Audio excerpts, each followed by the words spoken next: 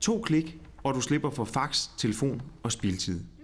Den nye sundhedsjournal giver sundhedspersonale på sygehuse og hospitaler adgang til sygehistorik, medicinoplysninger og prøvesvar på tværs af hele landet.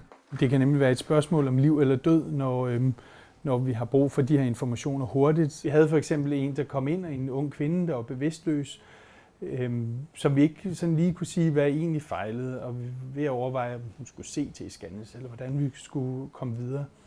Så gjorde vi det, at vi gik i sundhedsjournalen og kunne se, at hun var kendt narkoman. Vi får løsningen på det her meget, meget hurtigere, end vi ellers ville gøre, fordi vi kunne se, hvilken behandling hun havde fået andre steder, altså at hun var blevet behandlet for det her overdosis flere gange tidligere i andre regioner. Sundhedsjournalen giver adgang til relevante sundhedsoplysninger på rette tid og sted. Det styrker mødet mellem borgere og sundhedspersoner og giver bedre patientsikkerhed og mere sammenhængende patientforløb. Ja, hvis jeg har en patient, som har blevet utilpasset, var indlagt på andre sygehuse, så kan jeg gå ind og hente den aktuelle indlæggelse i sundhedsjournalen.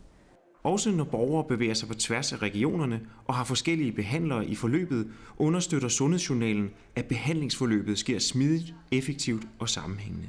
Relevante journaler, prøvesvar og medicinoplysninger er kun 2 klik væk. Fordelen ved sundhedsjournalen for mig, det er, at jeg selv kan trække de her journaloplysninger, som lægerne har brug for i forhold til patientbehandlingen. Vi ser mange patienter fra andre regioner.